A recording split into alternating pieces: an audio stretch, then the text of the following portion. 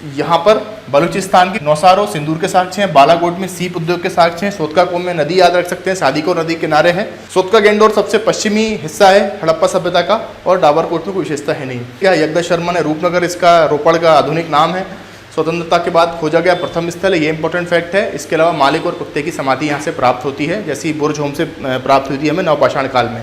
संगोल में पत्थर की 2 छेनी प्राप्त होती हैं और वृत्ताकार अग्निकुंड मिलते हैं। तधेरी एक परवर्ती हड़प्पाकालीन स्थल है। ठीक है, अब देखते हैं आलमगीरपुर इंपॉर्टेंट है, क्योंकि अभी बताया था आलमगीरपुर क्या है कि सबसे पूर्वी स्थल है हड़प्पा सभ्यता का। नमस्कार दोस्तों, आशा करता हूँ आप सब लोग ठीक होंगे और आपकी तैयारी भी अच्छे से चल रही होगी। तो हम लोग पढ़ रहे थे सिंधु घाटी सभ्यता, और पिछली बार हम जो 7 महानगर हैं वो कंप्लीट कर चुके हैं। हड़प्पा से लेके बनवाली तक पूरे हम पढ़ चुके हैं, 7 महानगरों को, और डिटेल से पढ़ा हुआ है। ठीक है, तो उसमें कोई डाउट नहीं रहना चाहिए। आज हम पढ़ेंगे आज के वीडियो में अन्य नगर। ठीक है, कई जगह मैंने देखा है, कई लोग ऐसा पढ़ाते हैं, किताबों में भी कई जगह देखा है कि जो 7, 8, 10 जगह हैं वो पढ़ा के छोड़ दिया जाता है, लेकिन इनके अलावा भी अतिरिक्त कई ऐसी जगह हैं जो इम्पोर्टेंट हैं और वहाँ से कई बार क्वेश्चन आ जाता है। तो फिर ऐसा होता है कि यार ये तो सिंधु घाटी के बारे में ही तो किताब में दिया ही नहीं था, हम पढ़े ही नहीं हमने, ये सब बहुत सारी बातें आती हैं।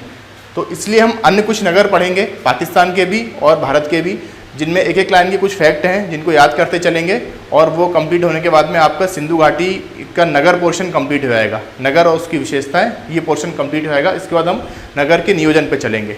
ठीक है, चलिए स्टार्ट करते हैं। अन्य नगर आज पढ़ते हैं। तो पढ़ेंगे कैसे? पाकिस्तान के पहले देख लेंगे। पाकिस्तान में 3 प्रांत में हमें मिलते हैं, पंजाब में, सिंध में और बलूचिस्तान में। उसके अलावा इंडिया के अंदर, भारत के अंदर कितने राज्यों में जो जो स्थान मिले हैं उनको एक लाइन में देख लेंगे। ठीक है, तो स्टार्ट करते हैं पहले पाकिस्तान से। ठीक है, पाकिस्तान में हमें देख लेते हैं। तो पाकिस्तान में हमें 3 प्रांतों में सैंधवकालीन स्थल मिलते हैं। सबसे पहले देखते हैं पंजाब प्रांत में। ठीक है, पंजाब के बाद हमें मिलता है सिंध प्रांत में, सिंध प्रांत के बाद हमें बलूचिस्तान में। ठीक है, इन 3 प्रांतों में हमें सैंधवकालीन स्थल देखने को मिलते हैं। इसमें सबसे पहले देखते हैं पंजाब में। तो पंजाब में एक स्थल है गनेरी वाला। ठीक है, ये स्थल इंपॉर्टेंट इसलिए है क्योंकि पूरी सैंधवकालीन सभ्यता में, पूरी हड़प्पा सभ्यता में, पूरी सिंधु सरस्वती सभ्यता में, या फिर कहें तो पूरी महानगरी क्रांति में, नगरी क्रांति में सबसे बड़ा स्थल क्षेत्रफल के आधार पर जो देखा गया है अभी तक, वो गनेरी वाला है। जब इसकी खोज नहीं हुई थी गनेरी वाला की, इससे पहले मोहनजोदड़ो को माना जाता था। ठीक है, लेकिन वर्तमान में यदि प्रश्न बनता है कि सैंधवकालीन सबसे बड़ा स्थल जो अभी तक उत्खनित किया गया है, तो वो है गनेरी वाला। ये पंजाब प्रांत में पड़ता है। ठीक है, यहाँ से एक फैक्ट है, जो पॉइंट है, यहाँ पे एक सील मिलती है गनेरी वाला में, एक सील मिली है जिसमें क्या है, क्रॉस लेग्ड एक देवता बैठे हैं। क्रॉस लेग मतलब जिसको कह सकते हैं अपन अपनी देसी भाषा में कि पालथी मार के बैठना जो होता है।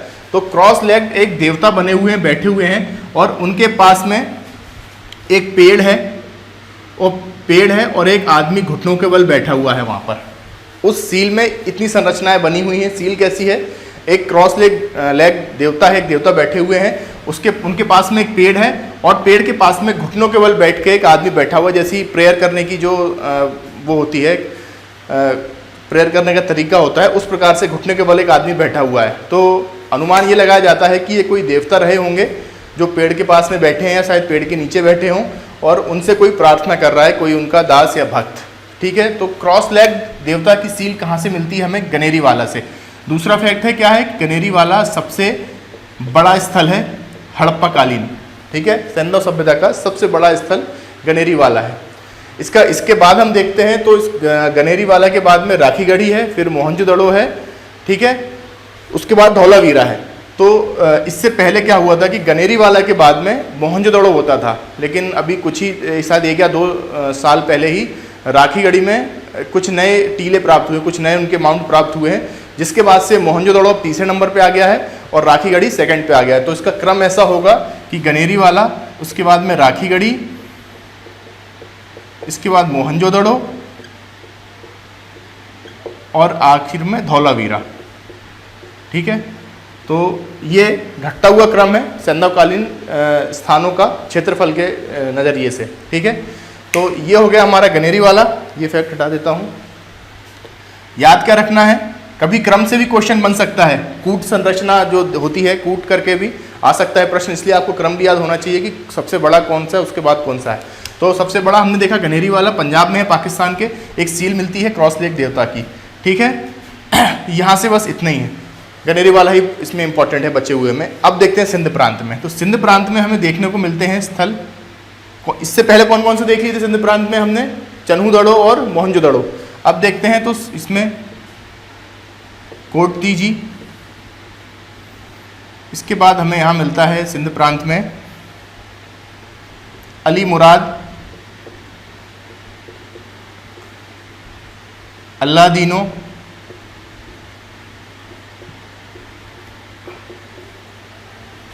जुदीर दड़ो। ये हमें कुछ स्थल देखने को मिलते हैं पाकिस्तान के सिंध प्रांत में। इनकी क्या क्या विशेषता है, इनको जल्दी से एक लाइन में देख लेते हैं। तो कोटदीजी से हमें एक अलंकृत खंबा प्राप्त होता है। अलंकृत खंबा, एक खंबा है, उसमें उसका अलंकार किया गया, उसको सजाया गया है, अब चित्रों के माध्यम से उसमें अलंकार किया गया। तो अलंकृत खंबा हमें कहाँ से मिलता है, कोटदीजी से। इसके अलावा हमें यहाँ से पत्थर के तीर मिलते हैं, पत्थर के तीर। कोटदीजी से क्या क्या होगा, अलंकृत खंबा और पत्थर के तीर। अली मुराद को देखते हैं। तो अली मुराद की विशेषता यह है कि अली मुराद इस पूरी सैंधवकालीन सभ्यता में, सैंधवकालीन सभ्यता कैसी है, नगरीय सभ्यता है, नगरीय क्रांति है। यहाँ अली मुराद एकमात्र ऐसा स्थान था जो ग्रामीण था, ठीक है। तो ये एकमात्र, आगे मैंने कहा था कि जहाँ एकमात्र आ जाता है वो इंपॉर्टेंट फैक्ट हो जाता है। तो एकमात्र ग्रामीण स्थान है, तो इससे प्रश्न बन सकता है कि सैंधवकालीन सभ्यता में एकमात्र ग्रामीण स्थान कौन सा था, तो ये अली मुराद। तो क्या है ये, एकमात्र ग्रामीण सभ्यता थी या ग्रामीण स्थान था,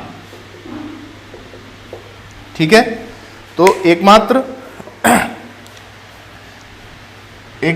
ग्रामीण स्थान कौन सा हो गया, अली मुराद, ठीक है। अगला देखते हैं अल्लादीनो।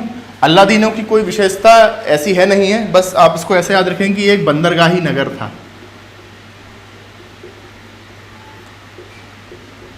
अली मुराद, अल्लादीनो क्या है, बंदरगाही नगर है।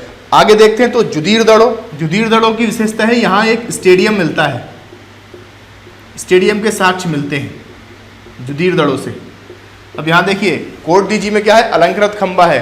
अलंकृत ईंट कहाँ थी, पिछला वीडियो आपने देखा होगा, अलंकृत ईंट मिली थी हमें कालीबंगा से, ठीक है।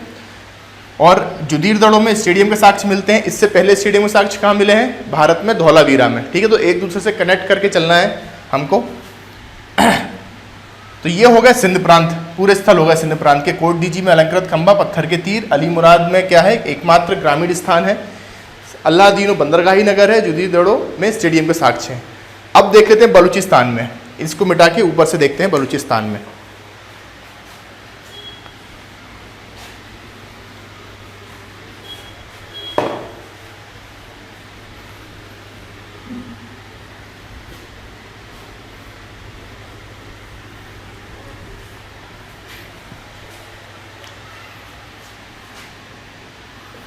अब देखते हैं बलूचिस्तान,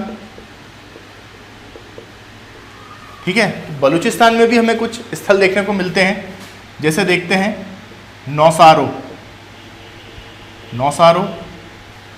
इसके बाद देखते हैं बालाकोट,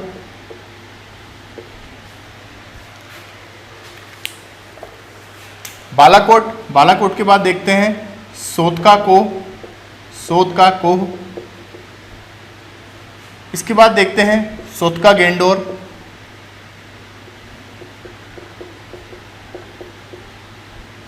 और फिर देखते हैं डाबरकोट, ठीक है। तो बलूचिस्तान के हमें ये स्थान प्राप्त होते हैं, नौसारो, बालाकोट, या बालाकोट, डाबरकोट, सोतका कोह और सोतका गेंडोर, इस क्रम में याद रख सकते हैं, ठीक है। अब नौसारो से देखते हैं नौसारो की क्या विशेषता है। तो नौसारो में क्या है, बलूचिस्तान में एक मूर्ति मिली है। उस मूर्ति में जो एक लेडी की मूर्ति है, स्त्री की, उसकी मांग में सिंदूर भरा हुआ है। तो सिंदूर के साक्ष्य, यहाँ फैक्ट ये बन गया कि सिंदूर के साक्ष्य, प्राचीनतम सिंदूर के साक्ष्य कहाँ से मिलते हैं, या हड़प्पा सभ्यता में किस स्थान से सिंदूर के साक्ष्य मिलते हैं। तो कहाँ से? नौसारों से। वहाँ मूर्ति में सिंदूर, मांग में सिंदूर भरा हुआ है। नौसारों में ये प्रमुख है। बालाकोट में देखते हैं तो बालाकोट में हमें सीप उद्योग के साक्ष्य। देखिए सारे ये जो नगर हैं, ये सारे नगर बलूचिस्तान क्योंकि नीचे का एरिया है पाकिस्तान में, तो अरब सागर के पास में, तो ये सारे नगर लगभग बंदरगाह या फिर समुद्र के पास के हैं, तो वहीं से मिलता जुलता यहाँ व्यापार होता होगा। तो बालाकोट में सीप उद्योग के साक्ष्य मिलते हैं, ये भी इंपॉर्टेंट है। ठीक है। सोतका को देखते हैं। सोतका को की विशेषता है कि ये शादी कौर एक नदी है बलूचिस्तान में, शादी कौर नदी के तट पर है। शादी कौर नदी आगे जाके अरब सागर में मिल जाती है, तो सोतका को शादी कौर नदी के तट पर है, यही इसकी विशेषता है और ऐसा कोई विशेष है नहीं इसमें। अब आते हैं सुतका गेंडोर पे। तो सुतका गेंडोर मैं आपको पहले ही बता चुका हूँ, सुतका गेंडोर पश्चिमतम भाग है हड़प्पा सभ्यता का, मतलब सबसे पश्चिमी हिस्सा हड़प्पा का सभ्यता का कौन सा है? सुतका गेंडोर। क्या इसकी किस नदी के किनारे है? ये दास्क नदी के किनारे, दास्क नदी के तट पर है सुतका गेंडोर। ठीक है। और सबसे पश्चिमतम इसका स्थल है हड़प्पा सभ्यता का, ये आपको याद रखना है। पहले बता चुका हूँ, सबसे पश्चिम का सुतका गेंडोर, फिर यहाँ सबसे पूर्वी आलमगीरपुर, सबसे ऊपर जाते हैं हम तो मांडा, और सबसे नीचे दैमाबाद। ठीक है। डाबरकोट में कुछ विशेषता नहीं है, इसको रहने देते हैं, नाम सिर्फ नाम की याद रखने के लिए है। तो यहाँ पर बलूचिस्तान के कंप्लीट हो गए। नौसारो सिंदूर के साक्ष्य हैं, बालाकोट में सीप उद्योग के साक्ष्य हैं, सोतका कोम में नदी याद रख सकते हैं, शादीको नदी किनारे है, सोतका गेंडोर सबसे पश्चिमी हिस्सा है हड़प्पा सभ्यता का, और डाबरकोट में कोई विशेषता है नहीं। तो ये हमारा पाकिस्तान कंप्लीट हो गया। पाकिस्तान में जो स्थल बच रहे थे वो हमने यहाँ पढ़ लिए। अब हम चलते हैं इंडिया में। इंडिया में कौन कौन से स्थल हैं और उनकी क्या विशेषताएँ हैं? छोटे छोटे स्थल हैं उनकी, जल्दी से पढ़ लेते हैं उनको। जो मुख्य 7 नगर हैं वो पहले डिटेल में पढ़ चुके हैं। ठीक है। अब भारत में चलते हैं तो उत्तर से दक्षिण की तरफ चलेंगे, ऊपर से स्थल देखना स्टार्ट करेंगे, नीचे तक चलेंगे। ठीक है। तो चलते हैं भारत में, सबसे ऊपरी हिस्से में चलते हैं भारत में। सबसे पहले कहाँ है? J&K, ऐसे देख लेते हैं, J&K कश्मीर में। देखिए कश्मीर में सबसे ऊपर क्या मिलता है हमें? मांडा, सबसे उत्तरतम स्थल है, नॉर्दर्न मोस्ट स्थल है हड़प्पा सभ्यता का मांडा। मांडे की विशेषता क्या है? किस नदी के किनारे है? चिनाब नदी के किनारे, बता चुका हूँ ये भी मैं पहले। चिनाब नदी के किनारे है, अखनूर तहसील में। तहसील तो हालांकि नहीं पूछते हैं, लेकिन अगर आपको मालूम है तो उसमें हर्ज क्या है, दिक्कत क्या है उसमें। ठीक है। ये हो गया हमारा J&K। J&K के बाद आते हैं पंजाब में, थोड़ा नीचे आते हैं, पंजाब के स्थल देख लेते हैं। तो पंजाब में हमें मिलता है रोपड़। ठीक है। रोपड़ के बाद संघोल, संघोल के बाद हमें मिलता है तधेरी। तो पंजाब में देखते हैं रोपड़, संघोल और तधेरी हमें मिलता है। रोपड़ की खोज की थी यज्ञदत्त शर्मा ने, यज्ञदत्त शर्मा। इससे पहले भी इनने कोई खोज की है? आपको कमेंट बॉक्स में बताना है किसकी खोज की है यज्ञदत्त शर्मा ने। ठीक है। रोपड़ का आधुनिक नाम है रूपनगर। हो सकता है ऑप्शंस में रोपड़ ना देके रूपनगर कह दे, तो ये तो हमें पढ़ा ही नहीं है।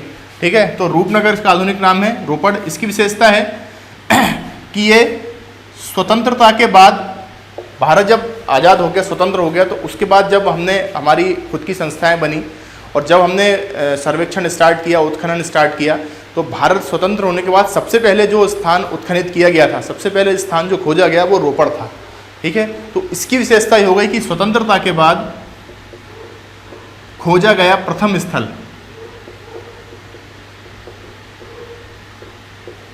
खोजा गया प्रथम स्थल।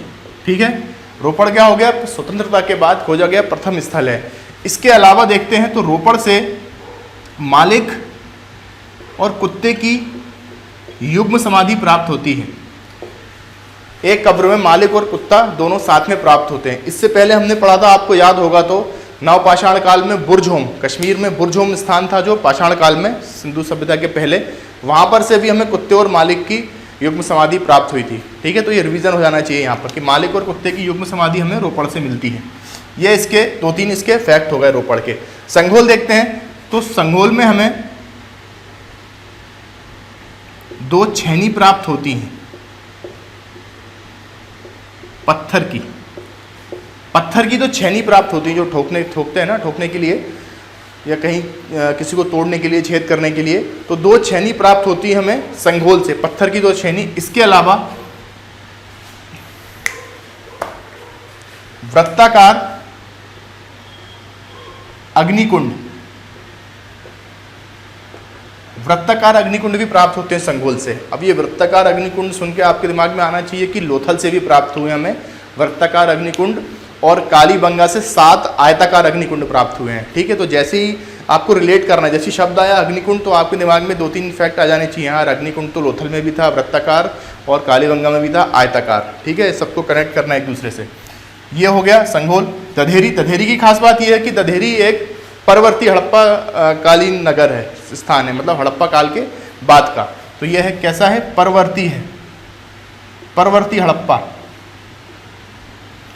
यह आपका पंजाब कंप्लीट हो गया इतने में। ठीक है, जल्दी से देख लीजिए क्या यज्ञ शर्मा ने, रूपनगर इसका रोपड़ का आधुनिक नाम है, स्वतंत्रता के बाद खोजा गया प्रथम स्थल है, ये इंपॉर्टेंट फैक्ट है। इसके अलावा मालिक और कुत्ते की समाधि यहाँ से प्राप्त होती है, जैसी बुर्ज होम से प्राप्त हुई थी हमें नवपाषाण काल में।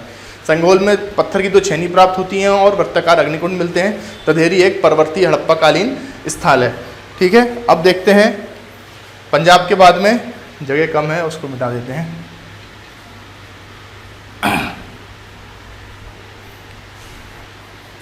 पंजाब से और नीचे आते हैं तो हम देखते हैं हरियाणा। ठीक है, ये सब मैं मैप में भी बता चुका हूँ आपको। मैप में भी जब स्टार्ट किया था सिंधु घाटी, तो उसके साथ दूसरे वीडियो में मैप में सारे स्थान बताए हैं कौन सा स्थान कहाँ है। लेकिन अब इसकी विशेषता बताएंगे तो यह पूरा इसमें हौच पौच हो जाएगा, इसलिए अलग अलग बता रहा हूँ। हरियाणा में हम देखते हैं तो एक स्थान आता है राखीगढ़ी। ठीक है, राखीगढ़ी के बाद हम पढ़ते हैं एक दूसरा स्थान कुनाल। 2 स्थान है यहाँ पे। राखीगढ़ी के बारे में हम जानते हैं तो भारत में सबसे बड़ा स्थल है ये सिंधु घाटी सभ्यता का। ठीक है, क्रम मैंने बता दिया है। गनेरीवाला, गनेरीवाला के बाद में राखीगढ़ी, फिर मोहनजोदड़ो, और उसके बाद में धौलावीरा। पहले राखीगढ़ी तीसरे नंबर पे था, लेकिन अब इसमें कुछ नए इसके माउंट्स वगैरह खोजे गए हैं, तो ये भी सेकंड नंबर पे आ गया है राखीगढ़ी। ठीक है, सब इसकी विशेषता है कि सबसे बड़ा स्थल है। कुनाल देखते हैं तो कुनाल में 2 चांदी के मुकुट मिले हैं, चांदी के 2 मुकुट प्राप्त हुए हैं कुनाल से। तो इसमें पूछ सकता है कि चांदी के साक्ष्य कहाँ से मिलते हैं, किस सैंधवकालीन नगर से चांदी के साक्ष्य प्राप्त होते हैं, तो वो हरियाणा के कुनाल में। ठीक है, राखीगढ़ी वैसे जींद जिला लगता है, जींद जिला इंपॉर्टेंट नहीं है, लेकिन क्योंकि एक इम्पॉर्टेंट स्थल है तो आप याद रख सकते हैं कि जींद में है हरियाणा के राखीगढ़ी। ठीक है, तो ये हो गया हरियाणा के दोनों स्थल हो गए। अब इससे और नीचे चलते हैं तो उत्तर प्रदेश देखते हैं, यूपी। ठीक है, यूपी में देखते हैं तो कौन कौन से जिले हमें दिखते हैं वहाँ पे। पहला दिखता है बागपत, इसके बाद हम देखेंगे सहारनपुर, मेरठ, और एक नया ऐड किया है इसमें मैंने मैनपुरी। किताबों में अभी मैनपुरी नहीं आया है अभी तक की किताबों में, लेकिन एक मैनपुरी इसमें ऐड किया है मैंने, क्योंकि अभी वहाँ से कुछ साक्ष्य मिले हैं। तो देखते हैं बागपत के अंदर एक स्थान है सिनौली।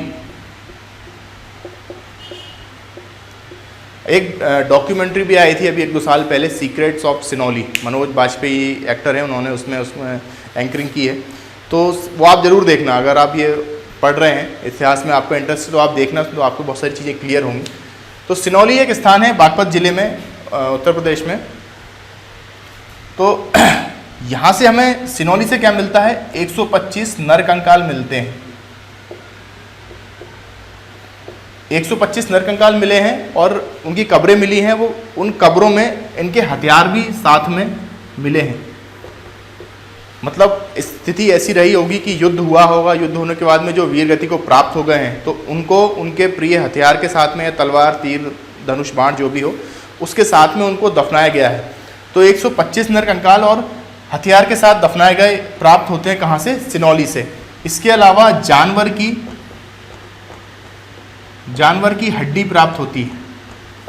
जानवर की हड्डी प्राप्त हो रही है कैसी, अधपकी टाइप में, मतलब जानवर को खाया गया है, उसकी हड्डी, जो जैसे चिकन वगैरह नॉनवेज जो भी आप लोग खाते होंगे, अगर आप में से कोई खाता होगा, तो खाने के बाद में उसकी जो हड्डी फेंक दी जाती है, तो उस प्रकार की हड्डी, अधपकी खाई हुई हड्डी प्राप्त हुई है सिनौली से।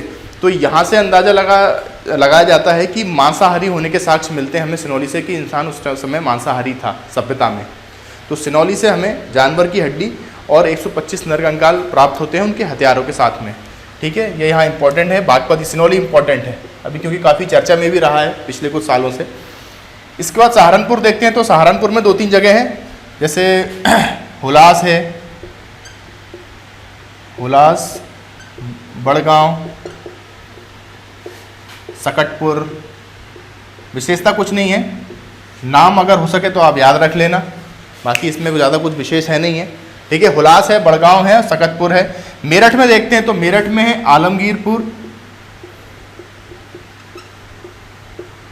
आलमगीरपुर, और एक आता है हस्तिनापुर। ठीक है, हस्तिनापुर में कोई विशेष है नहीं है। आलमगीरपुर इंपॉर्टेंट है क्योंकि अभी बताया था आलमगीरपुर क्या है कि सबसे पूर्वी स्थल है हड़प्पा सभ्यता का। ठीक है, तो आलमगीरपुर क्या है, सबसे पूर्वी स्थल। आलमगीरपुर किस नदी के किनारे है, पहले बताया था, याद होगा, फिर से बता देता हूं, हिंडन नदी, हिंडन नदी किनारे। हिंडन किसकी सहायक नदी है, यमुना की। मतलब जो हड़प्पा सभ्यता थी उसके कितनी भी आप पूर्व में चले जाओ, हिंडन नदी तक की थी बस। यमुना के पूर्व में गंगा। कई बार गंगा को लेकर क्वेश्चन आ जाता है, लेकिन गंगा का हड़प्पा सभ्यता से अभी तक तो कोई साक्ष्य नहीं मिला है संबंध होने का। ठीक है, तो गंगा को आप हड़प्पा सभ्यता से दूरी रखेंगे, क्योंकि कई बार प्रश्नों में आ जाता है, ऑप्शंस में ऊपर की चीज़ें आ जाती हैं, जैसे चिनाब नदी के बारे में पूछ लेंगे, झेलम, तो ये सब तो रिलेटेड हैं सिंधु घाटी से, लेकिन गंगा का सिंधु घाटी सभ्यता से कोई संबंध नहीं है। ये आपको ध्यान रखना है, क्योंकि पूर्वी सीमा कहाँ खत्म हो जा रही है, यमुना पे आके। यमुना पे भी नहीं बल्कि हिंडन पे आके। हम हिंडन यमुना की सहायक नदी है तो यमुना बोल देते हैं उसको, लेकिन वहाँ सीमा इसकी खत्म हो जा रही है, गंगा से इसका कोई लेना देना नहीं है। ठीक है, ये क्लियर होना चाहिए। तो आलमगीरपुर में हमने देखा 2 स्थल आते हैं, मेरठ में 2 स्थल आते हैं, आलमगीरपुर और हस्तिनापुर। आलमगीरपुर क्या है, सबसे पूर्वी स्थल है जो कि हिंडन नदी किनारे है, नदी याद रखनी है आपको। ठीक है, मैनपुरी में देख लेते हो तो एक गांव है गणेशपुरा। गणेशपुरा गांव है, अभी इसी साल जून में यहाँ से लगभग 77 हथियार प्राप्त हुए हैं। 77 हथियार प्राप्त हुए हैं, भाले और तीरों के जो फलक होते हैं वो यहाँ से प्राप्त हुए हैं। और उनकी जो अभी तक विद्वानों ने, इतिहासकारों ने बताया है, तो उनकी समय जो उनका कालखंड है वो लगभग 3000 से 4000 ईसा पूर्व है। मतलब उसको मान सकते हैं कि वो प्राक हड़प्पा कालीन है। हड़प्पा आने से पहले, जब हड़प्पा सभ्यता धीरे धीरे विकसित हो रही होगी, तब के यहाँ से मिलते हैं। तो यहाँ से मतलब पर्सनली मैं अपना बताऊँ तो जो एक ऐसा बताया जाता है, एक मिथ है, या फिर मिथ क्या है, जो ऐसे बताया जाता है इतिहासकारों द्वारा कि बाहर के लोग आए थे, मेसोपोटामिया के या मिस्र के, वो आए सिंधु घाटी क्षेत्र में आके बस गए, फिर वहाँ से सभ्यता जन्मी है।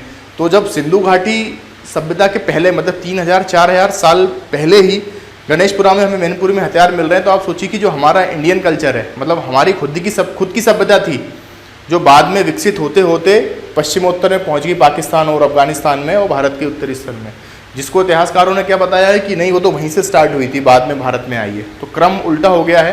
हालांकि मेरा पर्सनल व्यू है, क्योंकि मैं कोई इतिहासकार तो नहीं हूँ, लेकिन मुझे ऐसा लगता है कि जब प्राक हड़प्पा कालीन हथियार बने हुए प्रॉपर हथियार यहाँ से मिल रहे हैं, तो यहीं के लोग हुए होंगे जो बाद में उस तरफ मूव किए होंगे, ऐसा मुझे लगता है। ठीक है, बाकी आपको सिर्फ परीक्षा के हिसाब से आपको कुछ लगना नहीं चाहिए, आपको सिर्फ इतना याद होना चाहिए, मैनपुरी डिस्ट्रिक्ट में गणेशपुरा गांव है, यहाँ से हमें 77 हथियार 77 देखने को मिलते हैं। ठीक है, ये हो गया हमारा यूपी। अब आते हैं यूपी से नहीं चलते हैं, गुजरात पहुँचते हैं। अब इसको मिटा देता हूँ। चलिए, अब हम आते हैं गुजरात राज्य पे। ठीक है, गुजरात में हमने जब पहले देखा था, मैंने आपको बताया था 2 जगह बताई थी, कच्छी खाड़ी बताई थी। कच्छी खाड़ी में क्या क्या मिलता है हमें, सुतका गेंदोर, देशलपुर, और फिर हमने यहाँ देखा था नीचे खंबा की खाड़ी में, तो हमें वहाँ बहुत सारे स्थल मिले थे, लोथल, बख्ताराम, कुंतासी, रंगपुर वगैरह। ठीक है, तो गुजरात में हम देखते हैं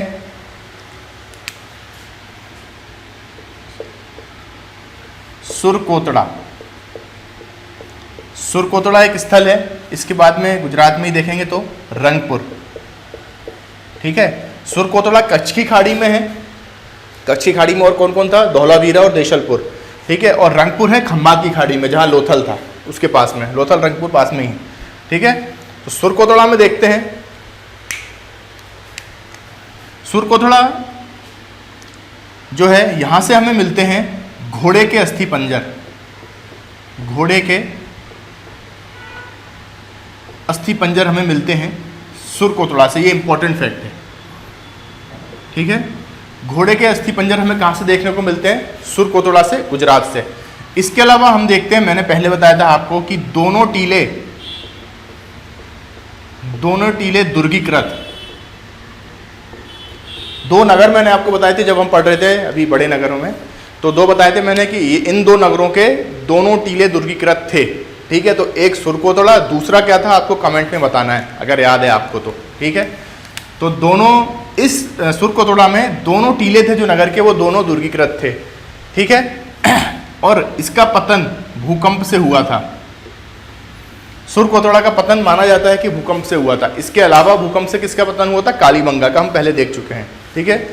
तो ये इसके संबंध में 2-3 फैक्ट हो गए।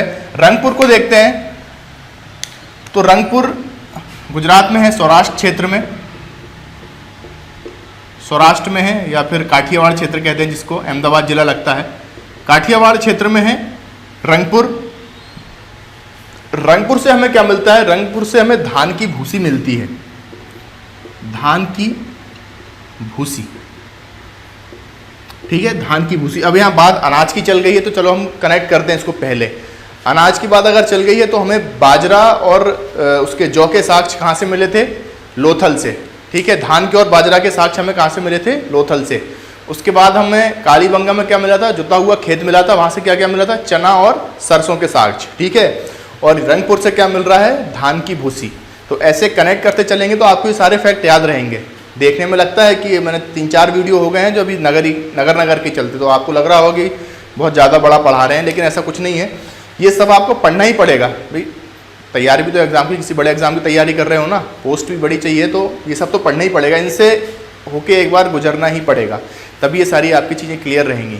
और एक मतलब कन्फर्मेशन गारंटी रहेगी कि अब यहाँ से कुछ छूटा नहीं हमारा, जो भी आएगा हमसे बन जाएगा, ठीक है। तो ये गुजरात के क्षेत्र हो गए। अब चलते हैं महाराष्ट्र में, ऊपर से नीचे आ रहे हैं हम। कश्मीर देख लिया, पंजाब देख लिया, हरियाणा देख लिया, उत्तर प्रदेश देख लिया, गुजरात हो गया। अब आ गए हैं महाराष्ट्र में। महाराष्ट्र में एक ही स्थान है, दैमाबाद, ठीक है। दैमाबाद में पढ़ चुके हैं पहले, ताम्रपाषाण में भी पढ़ चुके हैं दैमाबाद, ठीक है, रिवीजन कर लेना एक बार। तो दैमाबाद की विशेषता क्या है? दक्षिणतम स्थल है हड़प्पा संस्कृति का, हड़प्पा सभ्यता का सबसे दक्षिणतम स्थल है। किस नदी के किनारे है? तो प्रवरा नदी के किनारे है, ठीक है। प्रवरा किसकी सहायक नदी है? प्रवरा है गोदावरी की सहायक नदी। प्रश्न कभी आ जाता है कि दैमाबाद, सैंधवकालीन नगर दैमाबाद किस नदी के किनारे स्थित था, तो हो सकता है प्रवरा ना दे के गोदावरी दे दे, तो फिर कहो साहब वो तो प्रवरा में था, आपने पढ़ा ही नहीं था, मामला हो जाए वहाँ कुछ। इससे अच्छा याद रख लो आप कि गोदावरी नदी भी आ सकता है, क्योंकि प्रवरा गोदावरी की सहायक नदी है, ठीक है। ये आपके अन्य स्थल खत्म हो गए। पाकिस्तान के पूरे देख लिए, तीनों प्रांतों के, पंजाब, सिंध के, बलूचिस्तान के और भारत के जितने प्रांत थे सबके देख लिए आपने। ये स्थल आपके खत्म हो गए। ये वीडियो यहीं खत्म करूँगा। कल हम देखेंगे नगर नियोजन, ठीक है, नगर नियोजन देखेंगे। और 1, 2, 3 वीडियो और आएंगे सिंधु घाटी सभ्यता के, या शायद 2 में हो जाए तो 2 में कवर कर लेंगे। सिंधु घाटी सभ्यता खत्म हो जाएगी, क्योंकि कई लोगों का कहना है कि बहुत दिन से चल रही है। अब देखिए टॉपिक बड़ा है, 300-400 जितने भी 400-500-700 साल का पीरियड है, और सारी चीज़ें पढ़नी भी ज़रूरी हैं, ठीक है।